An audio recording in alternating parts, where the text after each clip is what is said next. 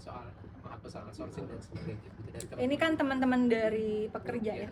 Jadi ya itu adalah menyuarakan pendapat di muka umum adalah sesuatu yang juga dijamin konstitusi. Itu adalah bentuk dari bagaimana Indonesia sebagai negara yang demokratis. Tapi di dalam hemat saya sendiri, bahwa berdemokrasi itu bukan sekedar mengemukakan pendapat di muka umum. Ya, bukan hanya sekedar dengan berdemo tidak dilarang. Tapi yang terpenting adalah bagaimana pendapat publik itu yang disampaikan di dalam forum maupun demonstrasi begitu bisa dikawal, dipastikan menjadi kebijakan politik, menjadi undang-undang. Kalau enggak percuma aja. Oleh karena itu maka dari hasil apa yang disampaikan oleh teman-teman pekerja ini, kebetulan saya di Satgas Tenaga Kerja DPR, sekarang ada Satgasnya untuk hal ini, kita sedang memperjuangkan revisi Undang-Undang Ketenagakerjaan. Poin-poin yang diminta soal jam kerja, soal upah, soal keselamatan kerja, bagi kami itu harus ada dalam satu sistem ketenagakerjaan nasional yang juga terintegrasi dengan sistem perindustrian, dengan sistem pendidikan, dengan sistem ketenagakerjaan. Jadi itu yang sedang kita usahakan, revisi itu. Berarti bisa dipastikan demo di luar sana itu nggak sia-sia ya Bu Rika ya?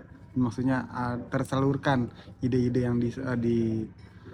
Kalau dipastikan gol belum tentu kan, saya nggak bisa Dewan kan bukan saya doang. Iya.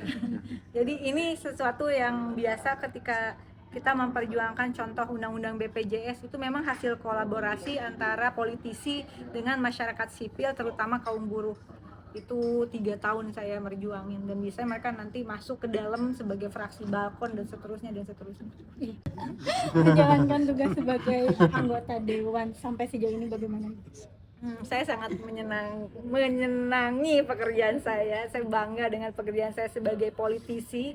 Saya sangat bersyukur bisa menjadi politisi. Oleh karena itu saya tidak mau mensia-siakan berkah yang luar biasa ini, dan saya mungkin orang yang bersikeras untuk tidak membeli suara. Saya nolak nyawer pada saat pemilihan karena saya merasa itu suatu hal yang penipuan bahkan buat diri kita. Kalau diri kita sendiri udah ditipu, gimana rakyat kagak ditipu gitu ya. Nah, oleh karena itu selama 4 periode saya dipilih betul-betul karena mereka percaya kepada saya untuk mewakili bukan hanya daerah pemilihan, itu zonasi saja, tapi menjadi DPR RI, yang artinya Dewan Perwakilan Republik Indonesia, bukan DPR Dapil ya, namanya kan DPR RI.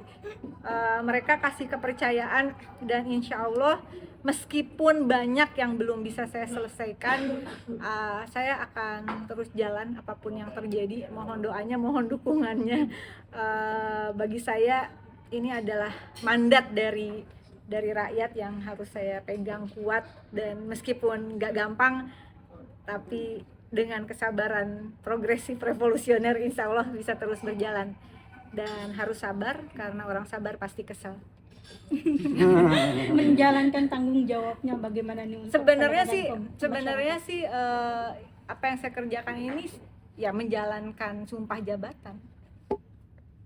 Nggak ada sesuatu yang istimewa atau gimana. Orang suka bilang, kamu ini banget, enggak, ini sumpah jabatan. Bahkan bukan hanya bagi saya, tapi bagi seluruh anggota DPR, bagi seluruh pejabat termasuk di pemerintahan. Sumpah jabatan kita untuk setia pada konstitusi, pada Pancasila, untuk bekerja untuk rakyat gitu. Jadi kalau dikatakan ya saya sedang menjalankan sumpah jabatan, karena sumpah jabatan itu sekedar mengingatkan saja, terutama buat diri saya, itu pakai kitab suci. Saya muslim, pakai Al-Quran waktu itu gitu.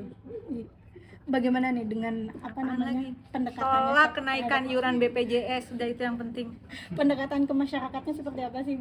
Tipe yang langsung turun ke lapangan atau bagaimana? Kita ada tim.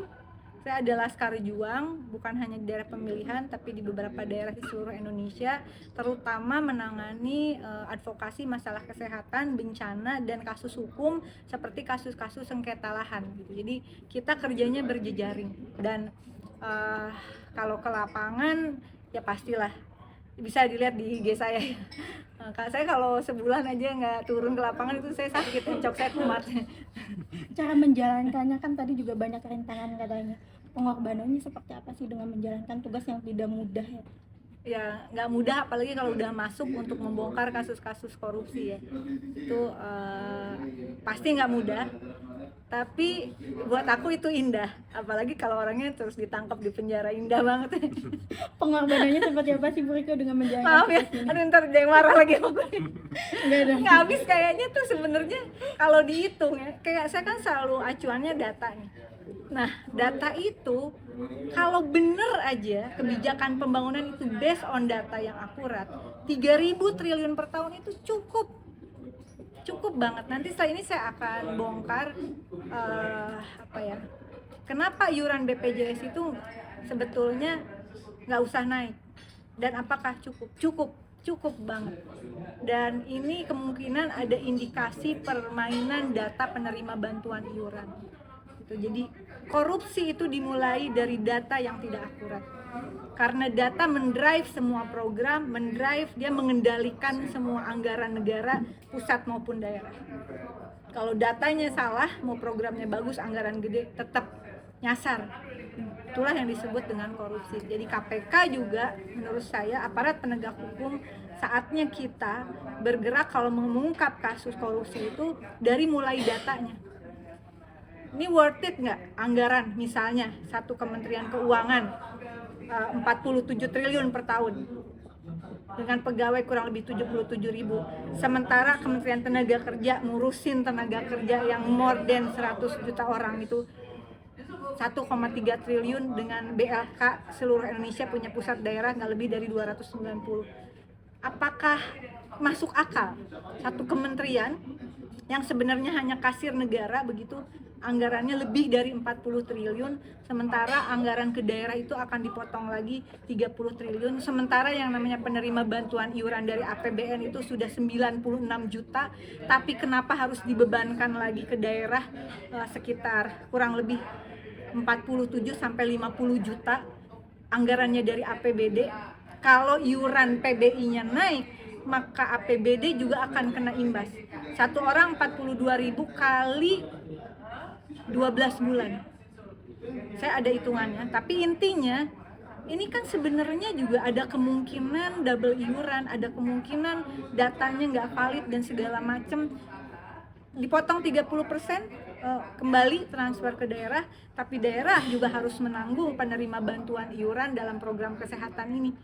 Hampir kurang lebih 50 juta. Dan itu bukan uang yang kecil gitu.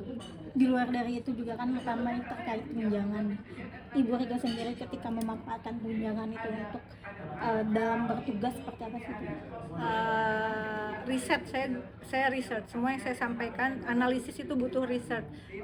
Saya sedang riset terus udah 10 tahun itu untuk data desa presisi dan kelurahan, kolaborasi dengan beberapa kampus, termasuk untuk beasiswa terhadap anak-anak mahasiswa yang terlibat dari seluruh Indonesia. Jadi uang saya dikemanakan? Uang saya mostly untuk riset, untuk penyusunan data Indonesia supaya lebih benar kayak gitu. Sebenarnya itu bukan tugas saya. Iya.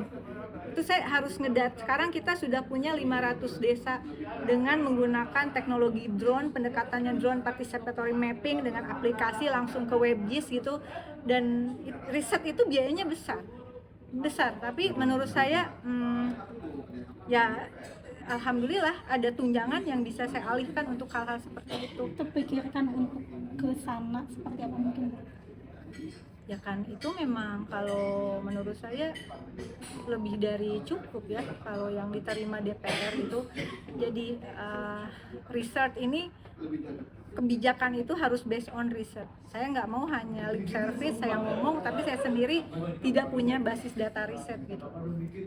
Memberikan tunjangan untuk masyarakat, artinya Ibu Rika juga menjalankan hidup yang mungkin bisa dikatakan lebih sederhana dibandingkan Saya tidak dalam kapasitas mengomentari dewan lain karena saya yakin mereka juga punya strategi sendiri.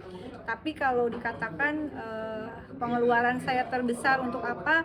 Untuk riset, untuk collab dengan beberapa kampus, untuk menerbitkan beberapa buku tua yang penting. Ya, saya ada penerbitan dan untuk membantu para dosen gitu kan untuk jenjang karirnya aku menurut saya harus ada buku dan segala macam. Ya, collab aja, kita kolaborasi gitu. Terakhir secara pribadi lifestyle-nya seperti apa sih Ibu Rika? Maksudnya gimana? Lifestyle-nya mungkin dengan kesederhanaannya setiap harinya bagaimana sih? Aku memang sederhana tapi biasa. Suka makan Sunda. Gimana lifestyle-nya ya kayak gini? Ikut Iya, aja nanti kayak sehari makan bersama bakso Rika pinggir Diah jalan. Pitaloka. Pokoknya janda murah meriah heboh aja. Dari segi pakaian juga sering banget kita melihat selalu Ini pakai kebaya Bikin sendiri. dan dengan anak 3 dengan ada apa ya beberapa organisasi yang harus betul-betul saya jaga supaya tetap hidup gitu. Saya juga ada koperasi dengan teman-teman di beberapa tempat gitu. Nah, menurut saya yang terpenting brand kita, terutama untuk bestie perempuan, brand kita adalah diri kita. Jadi saya ngerasa nggak butuh ada tulisan merek-merek di sini, terus saya jadi kayak toko, nggak. Brand saya adalah diri saya sendiri. Dan hal terseksi dari setiap manusia adalah otaknya.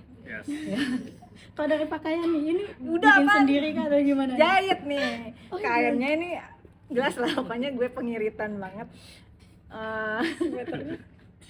Meternya antara 9.500 sampai 15.000. Wih. Ya, jadi kayak gini ini biasanya dapat, kalau ini agak bagus, tapi ini 4 meter waktu itu dapat 200.000, sekitar 50.000 lah per meter ya. Berarti Bu Rika nggak suka pakai, maksudnya lebih prefer lokal daripada brand-brand terkenal gitu? Enggak, ngapain, males. Kenapa? Aku kan udah oke kan dengan brand. Besti dong. Terima kasih. Makasih. Iya, iya.